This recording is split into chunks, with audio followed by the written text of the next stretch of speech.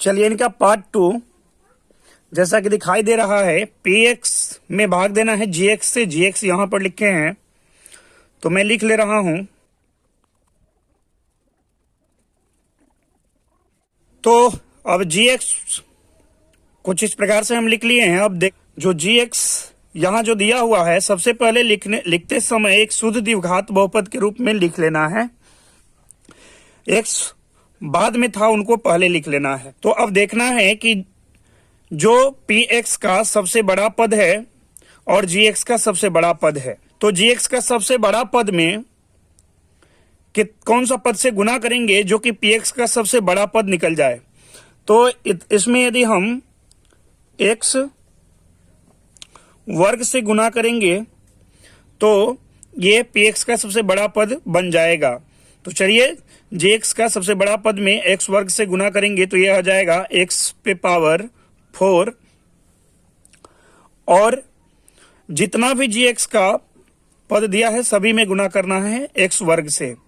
तो minus x में करेंगे तो यह आ जाएगा माइनस का x पे पावर 3, यानी x का घन निकल जाएगा। तो इनको देखेंगे कि इनमें कहीं पर भी देख रहे हैं कि x घन वाला पद है ही नहीं, इसलिए इनको हमें अलग हटाकर रखना है। ये ध्यान रखना है आपको बनाते समय। x घन वाला पद रहता तो फिर उसके साथ या उसके सामने हम नीचे रखते हैं, पर ऐसा नहीं है, इसलिए इनको अलग हटाकर रखेंगे। अब x वर्ग को 1 से गुना करेंगे तो ये प्लस का x वर्ग निकल जाएगा। क्या हो जाएगा?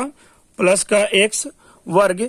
तो x वर्ग वाले के साथ आपको रखना है, नहीं तो फिर आपका गलत हो जाएगा।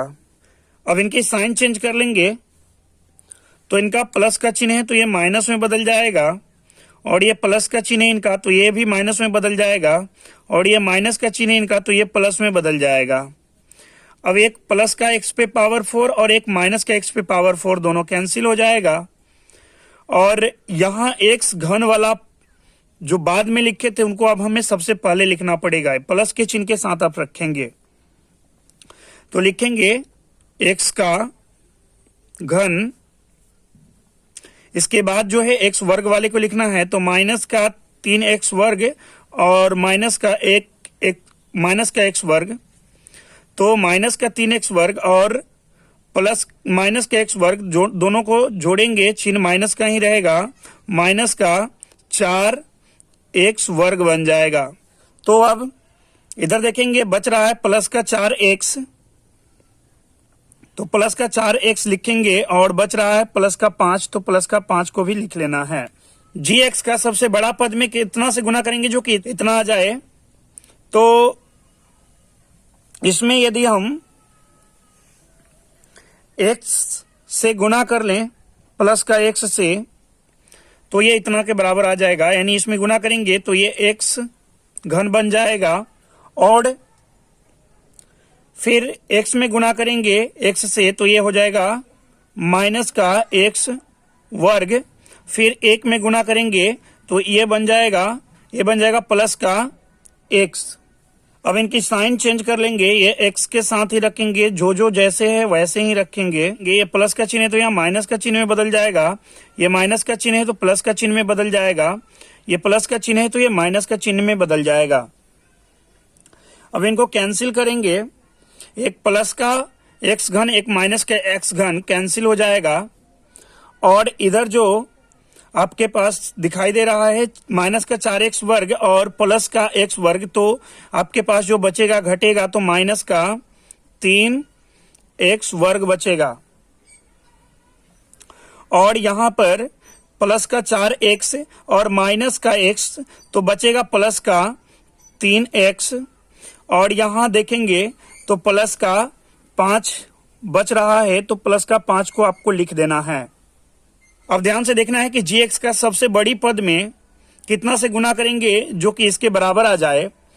तो इनमें हम यदि -3 से गुना कर दें, -3 से गुना कर दें तो ये इतना के बराबर हो जाएगा, ये माइनस का 3x वर्ग ये बन जाएगा।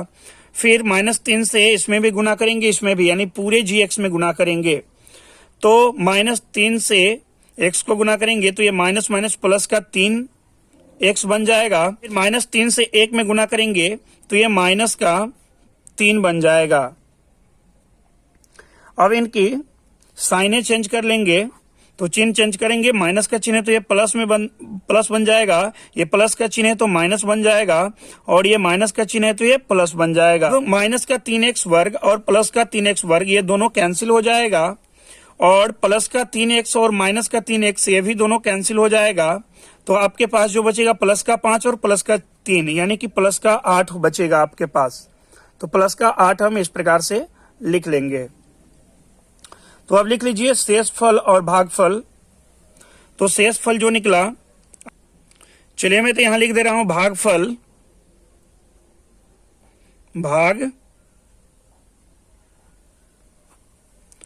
भागफल जो निकला वो क्या निकला, यहां दिखाई दे रहा है x वर्ग प्लस x -3, और शेषफल जो निकला और शेषफल